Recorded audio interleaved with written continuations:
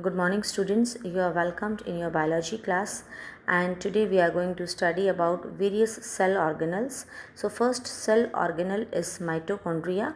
You might have heard about mitochondria. It is known as the powerhouse of the cell.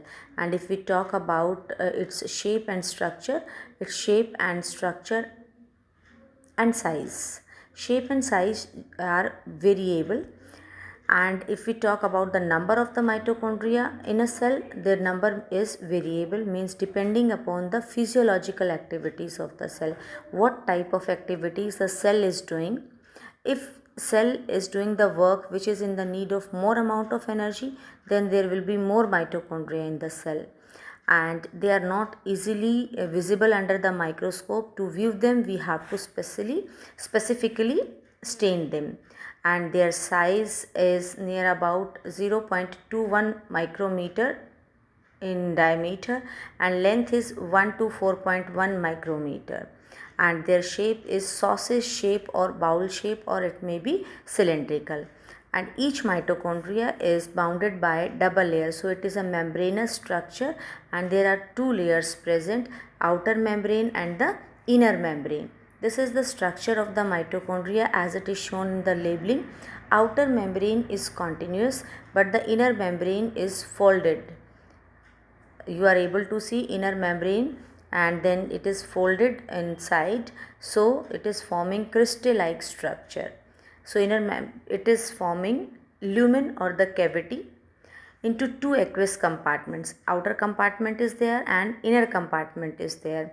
Inner compartment is called as matrix, and the outer membrane forms a continuous boundary around the organelle, and this inner membrane is folding into number of foldings, and these foldings are known as cristae, and they are present inside the matrix. What is the function of these cristae, or why the inner membrane is folded? Because it increases the surface area. Both of the membranes have their specific enzymes, and these enzymes help in the functioning of mitochondria. Mitochondria is powerhouse of the cell, so it is connected with the respiration, and it is the site of aerobic respiration, and it produces energy in the form of ATP. ATP is the energy currency of the cell. Full form of ATP is adenosine triphosphate, and that's why, because it is involved with aerobic respiration, it is called powerhouse of the cell. Then in the matrix, a single circular DNA molecule is present, few RNA molecules are there, ribosomes are present, and compartments are present for the synthesis of proteins. Means mitochondria has its own DNA, whereas a cell has DNA in its nucleus, but some of the organelles, for example mitochondria and plastids, they have their own DNAs. So in this mitochondria, DNA is present in circular form, RNA molecules are there, ribosomes are there for protein synthesis, and other components are also present required for the synthesis of proteins. And how new mitochondria are formed? They are formed by fission. Fission means breakdown. Now the next organelle is plastid. Plastids are present only in plant cells and in euglenoids. And what is the function of these plastids? They provide different colors to the plant. And if we see under the microscope, they are easily visible, they are large structures, and they bear specific pigments, and that's why different plants have different colors. So based on the type of pigments, which type of pigments are present in plastids, they are classified into chloroplast, chromoplast, and leucoplast. Chloroplast are the plastids which have green colored pigment. Chromoplast are the plastids which have colored pigments, and leucoplast are the plastids which are colorless. So chloroplast has chlorophyll and carotenoid pigments, and that's why these chlorophyll and carotenoid pigments together trap the solar energy which is necessary for photosynthesis. Chromoplast has carotenoid pigments, colored pigments. These are fat soluble, and example of chromoplast are chromoplast pigments are carotene, xanthophyll, and others. And if we talk about, they impart the different color to the plant, yellow, orange or red color. And the leucoplasts are colorless plastids. Their shape varies, their sizes also varies. Then amyloplast. There are different types of plastids as we have talked earlier. Amyloplast, its function is to store carbohydrates, for example potato. Then elaioplast, these are there for the storage of oils and fats, whereas aleuroplast, their function is to store proteins. So there are different types of proteins, and why they are of different types, because they have different types of pigments present in them. And majority of the plants, if we talk about, they have chloroplast, and these chloroplast, because they contain green colored pigment chlorophyll, which is necessary for photosynthesis. And where these chloroplasts are mainly found, these are mainly found in the mesophyll cells of the leaves. If we take a leaf, if we cut it and observe under microscope, तो वहाँ पर हमें जो है leaf के different layers of sales नज़र आएंगे, जिसमें जो सेंट्रल लेयर ऑफ लीफ है उसे हम मीजोफिल बोलते हैं, और उन मीजोफिल सेल्स में क्लोरोप्लास्ट प्रेजेंट होगा.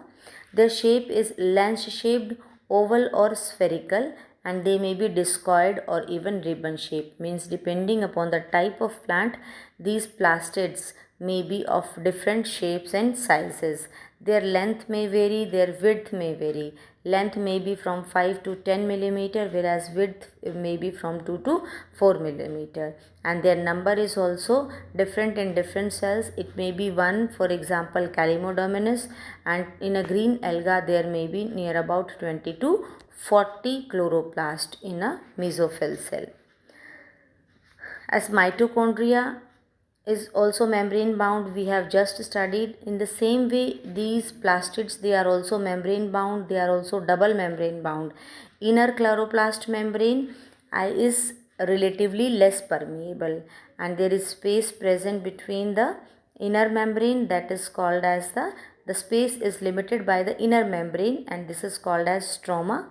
Number of sac-like structures are present in this. This is known as thylakoid, as you are able to see in the diagram. Stroma, as it is shown here, then it is outer membrane, then inner membrane, granum, thylakoid, and stroma lamellae. Stroma is the inner portion, then it has granum. In granum, each unit is known as thylakoid. So these are the thylakoids, and if they are stacked together, they form the grana.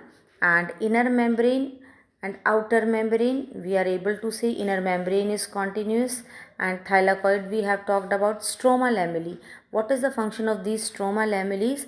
These stroma lamellae, they connect the various thylakoid regions. So number can vary, and their membrane, they have double membrane, space is present. Thylakoids are filamentous membranous structure, and thylakoids, they are present in stacks like the piles of coins. जैसे हम सिक्के के ढेर लगाते जाएं, coins को एक दूसरे के ऊपर रखते जाएं, in the same way यहाँ पर जो हैं ये stacks प्रेजेंट हैं थाइलाकॉइड के, और जिसे हम क्या बोलते हैं, grana. And many granas are present in this region. इसके अलावा ट्यूब्यूल लाइक स्ट्रक्चर, जिसे हम स्ट्रोमा लैमेली कहते हैं, it connects the various thylakoids with each other. There is a space present between the thylakoid which is known as lumen, and it has different enzymes which are necessary for the synthesis of proteins and carbohydrates. Then it has its own DNA, and ribosomes are there, and the chlorophyll pigment is present in these thylakoids. And if we talk about the ribosomes, they are smaller, 70s, than the cytoplasmic ribosomes. Means chloroplast के ribosomes 70s type के हैं, जबकि cytoplasm के जो ribosomes होते हैं they are of 80s type. Ribosomes are granular like structure, means they will be round. They are observed under electron microscope, and first of all they were observed by George Palade, and they have their own genetic material, that is RNA and proteins, and they do not have any membrane. Just we have talked about mitochondria, it has its own membrane. Then plastids, they also have their own membrane, whereas ribosomes do not have any membranous structure. वो granular हैं, dot like structures हैं. There is difference between the ribosomes of prokaryotic cells and eukaryotic cells. Eukaryotic ribosomes are of 80S type, whereas prokaryotic ribosomes are of 70S type. And S stands for the sedimentation coefficient.